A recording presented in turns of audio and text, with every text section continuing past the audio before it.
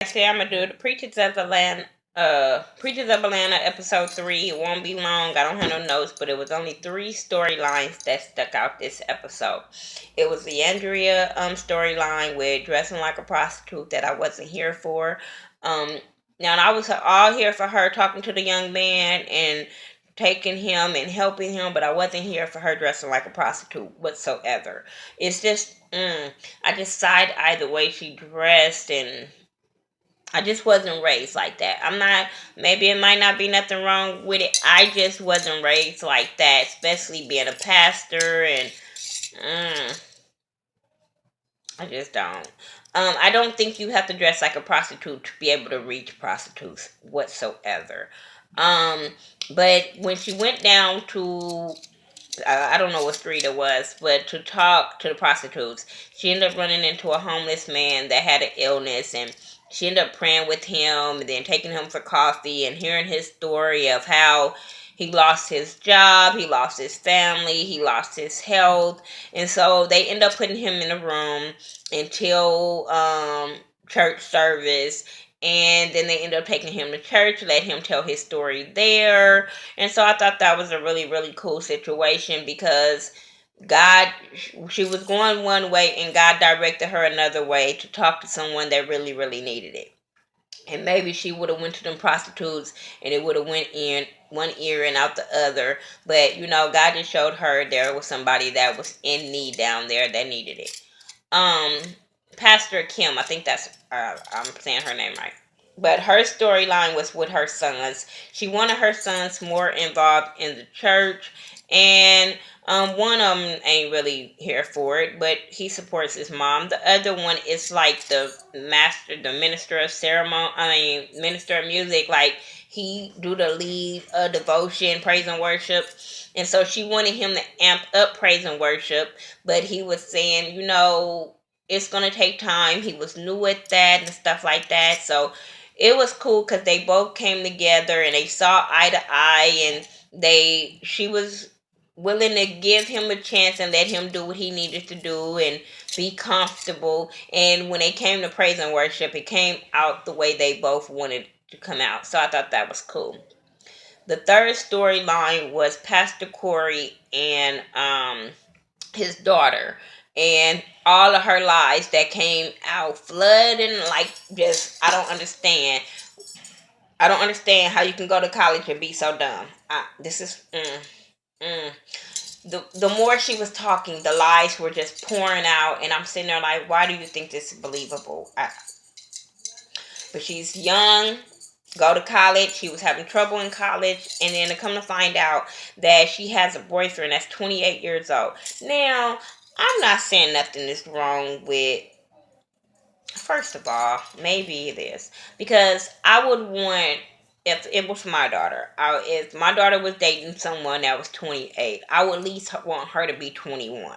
I at least want her to be the same age as if he walk in the club, you can walk in the club. I'm just saying. I'm just saying.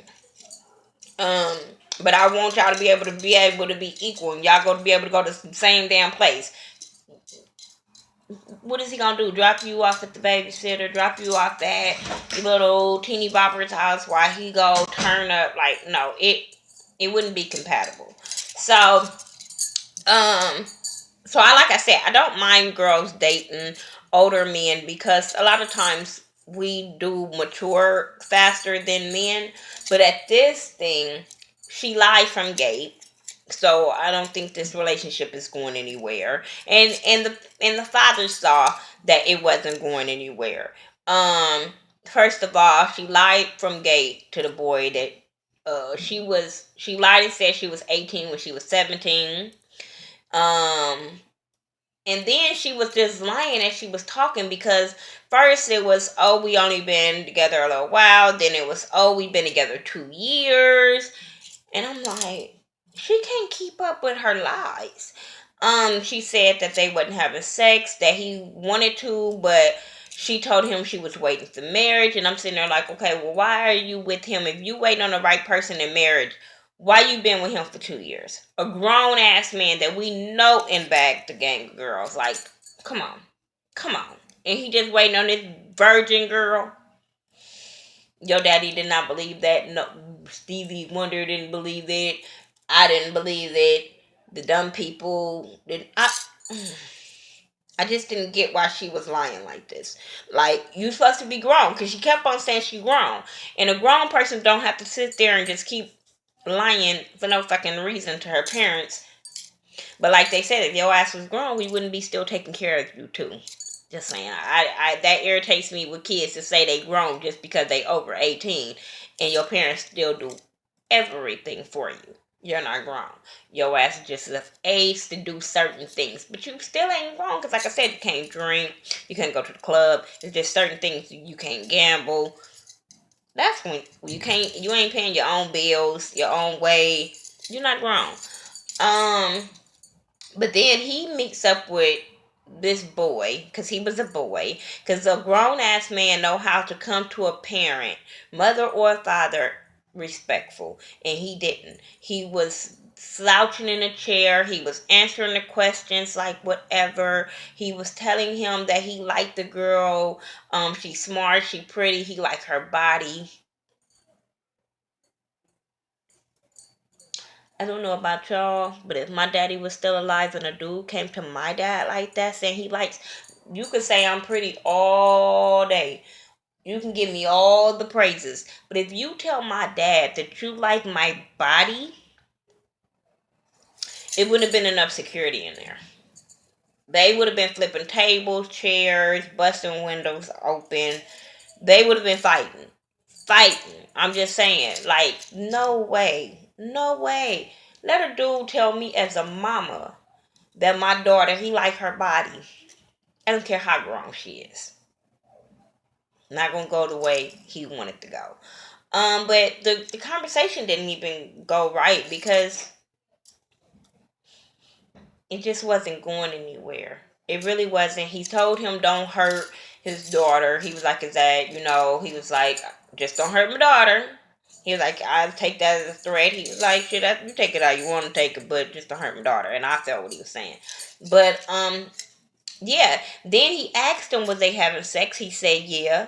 So now the daddy mad because he feel like this girl said they wasn't having sex. I was like, you knew she was lying when you was asking her that damn question. So then he ended up having a meeting with her biological father. I'm not gonna say her real father. Her biological father and her mother. He pulled her mama out to the side to tell her mom, like, you need to talk to her daddy because her ass lied to us and said that she didn't have sex, and the boyfriend blatantly said that they had sex. So the mama went back in there and just blatantly said something, and her biological father was upset and disappointed in her, as probably rightfully so. Yeah, I understand you grown. It's just the way about you lying about certain situations with your grown ass. So all of them was telling her that they wasn't mad at her. They was just disappointed in her choices because they know the girl that they raised. You know what I'm saying? So they was disappointed in her choices. She sitting there crying, giving waterworks, but that shit wasn't working for them, for none of them. And I was like, it's not working for me either. Like, nobody believes these waterworks. Remember, you grown. What you crying for like a little ass kid? I'm just saying. It ain't gonna work. Like, girl, get your shit together. That boy is not gonna be with you. I'm not seeing no long ass future. Mm-mm. Mm-mm. At all.